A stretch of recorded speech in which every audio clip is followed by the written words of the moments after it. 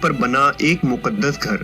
اس وقت جب آپ یہ ویڈیو دیکھ رہے ہیں 70,000 فرشتے اس گھر کے گرد مسلسل طواف کر رہے ہیں۔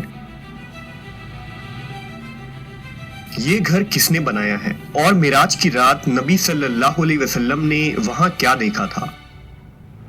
ہم اس ویڈیو میں بیت المعمور کے متعلق تمام حقائق کو جانیں گے۔ جب حضرت آدم علیہ السلام اس زمین پر تشریف لائے تو اللہ کے حضور میں یہ سوال کیا کہ اے پاک پروردگار، یہاں نہ تو میں فرشتوں کی تسبیح و تکبیر سن سکتا ہوں اور نہ ہی کوئی ایسی جگہ دیکھتا ہوں جہاں میں تیری عبادت کروں۔ لہٰذا اللہ کی طرف سے یہ جواب آیا کہ جس طرح تم نے 7ویں آسمان پر بیت المعمور کو دیکھا ہے جس کے گرد فرشتے طواف کرتے ہیں، تو ہم تمہیں ایک جگہ بتاتے ہیں، وہاں تم بھی کعبہ کی تعمیر کرو اور اس کے گرد طواف کرو اور وہاں نماز ادا کرو۔ حضرت جبرائیل علیہ السلام نے حضرت آدم کو وہ جگہ دکھائی اور وہاں اپنے پر مار کر 7 زمینوں کی بنیاد ڈال دی، پھر چاروں طرف سے دیواریں بلند کر دی۔ اس خانہ خدا کی تعمیر نو حضرت نوح علیہ السلام نے کی اور پھر حضرت ابراہیم علیہ السلام نے اس کی تعمیر کو مکمل کیا، جسے آج ہم خانہ کعبہ کہتے ہیں۔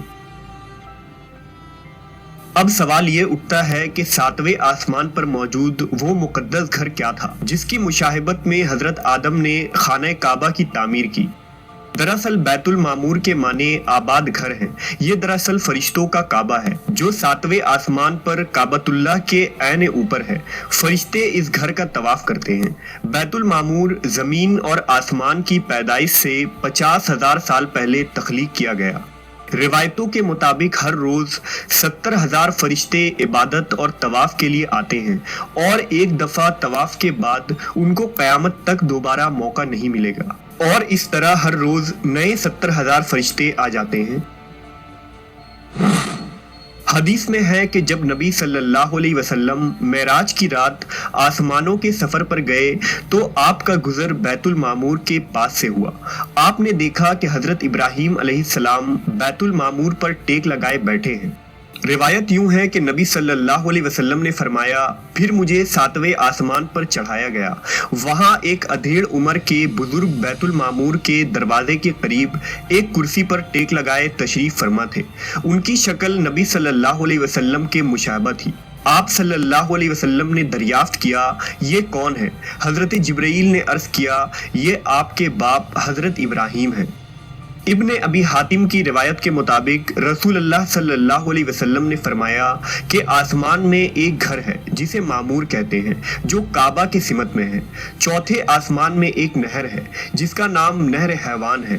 حضرت جبرائیل ہر روز اس میں غوطہ لگاتے ہیں اور نکل کر بدن جھاڑتے ہیں جس سے 70,000 قطرے جھڑتے ہیں۔ ایک ایک قطرے سے اللہ تعالیٰ ایک ایک فرشتہ پیدا کرتا ہے جنہیں حکم ہوتا ہے کہ وہ بیت المعمور میں جائیں اور نماز ادا کریں۔ ان فرشتوں کا ایک سردار ہوتا ہے جسے حکم دیا جاتا ہے کہ انہیں لے کر کسی جگہ کھڑا ہو جائے، پھر وہ اللہ کی تسبیح کے بیان میں لگ جاتے ہیں۔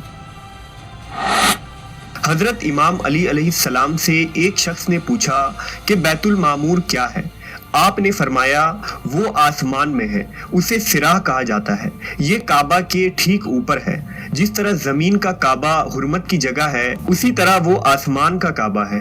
ہر روز اس میں 70,000 فرشتے نماز ادا کرتے ہیں، لیکن جو آج گئے ہیں ان کی باری قیامت تک دوبارہ نہیں آئے گی، کیونکہ فرشتوں کی تعداد ہی اس قدر ہے۔ روایتوں کے مطابق معراج کی رات بیت المقدس میں تمام انبیاء کرام اور مرسلین نے نماز پڑھی اور بیت المعمور میں تمام انبیاء اور پچھلی امتوں کے ایمان والوں نے نبی صلی اللہ علیہ وسلم کے امامت میں نماز ادا کی۔ جب نبی صلی اللہ علیہ وسلم بیت المعمور کے قریب گئے تو وہاں کچھ فرشتوں کو دیکھا، کچھ رکوع میں تھے، کچھ قیام میں تھے، کچھ سجدے میں گرے تھے۔ آپ صلی اللہ علیہ وسلم نے حضرت جبرائیل سے دریافت کیا کہ یہ کیا کر رہے ہیں؟ حضرت جبرائیل نے بتایا کہ یہ نماز ادا کر رہے ہیں، اور جو فرشتہ جس انداز میں ہے وہ قیامت تک ایسے ہی رہے گا۔ آپ کو یہ عبادت اتنی زیادہ پسند آ گئی کہ آپ نے اللہ سے اپنی امت کے لیے نمازوں کا تحفہ مانگ لیا، لہٰذا اللہ نے اہل ایمان پر رحم کیا اور ایسی نماز عطا کی جس میں تمام عبادتوں کا مجموعہ تھا، یعنی ہم ایک ہی نماز میں رکوع، قیام اور سجدہ کرتے ہیں۔ سورہ طور میں اللہ تبارک و تعالیٰ نے اس مقدس گھر کا ذکر کچھ یوں کیا ہے: قسم ہے طور کی اور اس کتاب کی جو لکھی گئی ہے کشادہ ورقوں میں، اور بیت المعمور یعنی اس آباد گھر کی قسم ہے، اور اونچی چھت کی اور جوش مارتے ہوئے سمندر کی، بے شک آپ کے رب کا عذاب واقع ہو کر رہے گا۔ محققین نے بیت المعمور کو ہماری اس کائنات کا مرکز قرار دیا ہے، جیسا کہ کعبہ شریف ہماری اس دنیا کا مرکز ہے جس کے گرد تمام بندے طواف کرتے ہیں۔ اسی طرح سولر سسٹم میں تمام سیارے سورج کے گرد گھومتے ہیں اور ہزاروں سورج ہماری کہکشاں یعنی ملکی وے گیلیکسی کے گرد چکر کاٹتی ہے۔ یہ لاکھوں کہکشاں بھی ایک سپر میسیو بلیک ہول کے گرد گھوم رہا ہے۔ اسی طرح تمام فرشتے بیت المعمور کے گرد چکر کاٹ رہے ہیں۔ غرض یہ کہ کائنات میں تقریباً تمام چیز محو گردش ہے۔